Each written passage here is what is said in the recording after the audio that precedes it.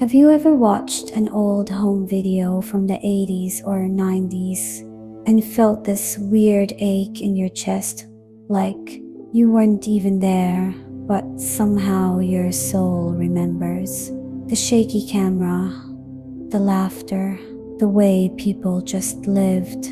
No filters, no endless scrolling, just people being, not performing. It makes me wonder, were they actually happier? Or is nostalgia lying to us? Let me tell you what I've been thinking lately.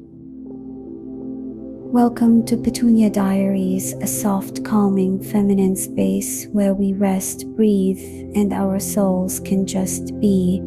And this is today's voice note. You see, the 80s and 90s were far from perfect.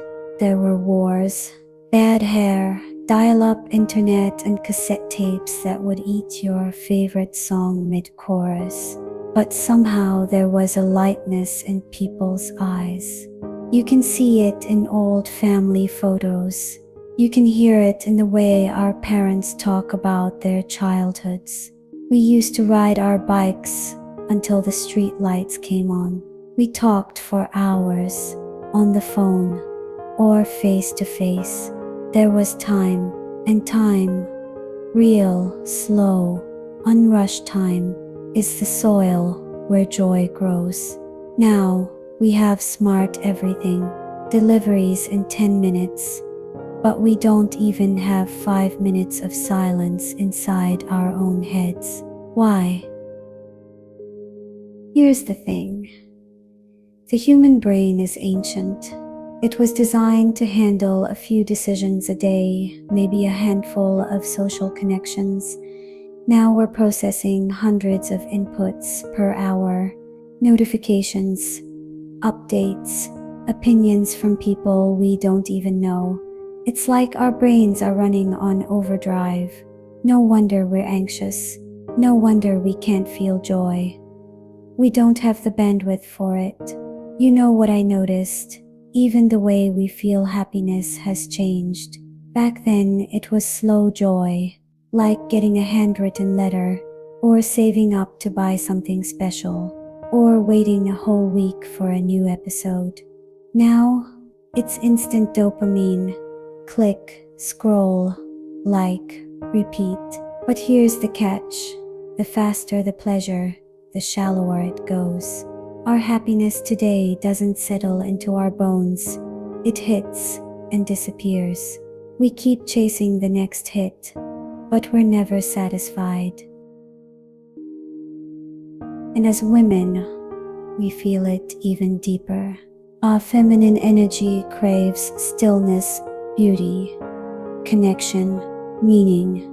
But how can we sink into our softness when we're constantly comparing our lives to strangers online? In the 80s and 90s, femininity was slower.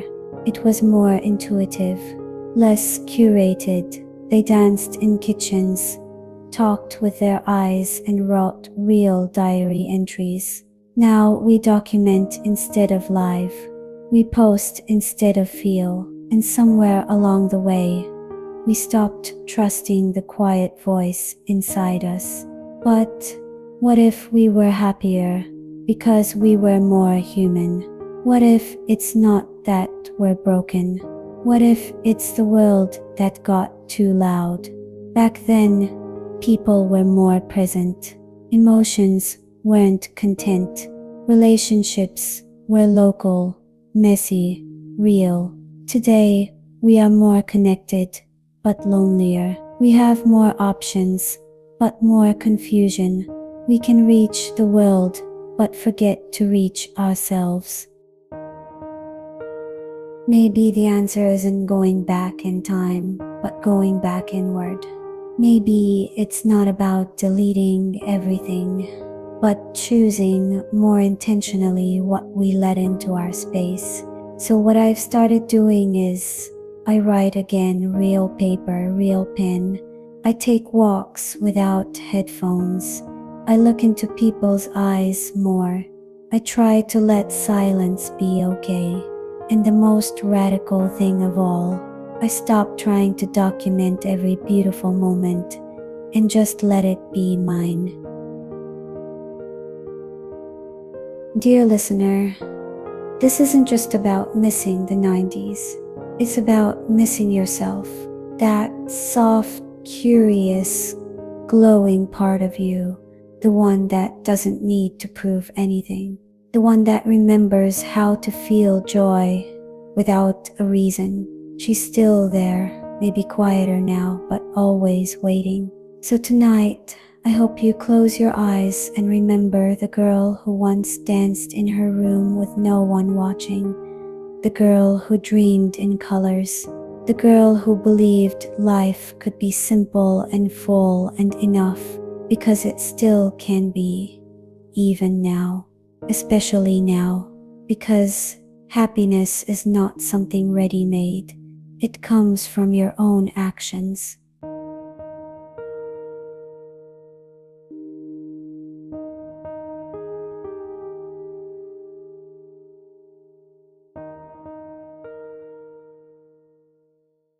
If this spoke to your heart, I would love for you to subscribe, leave me a little note in the comments, or just send some love.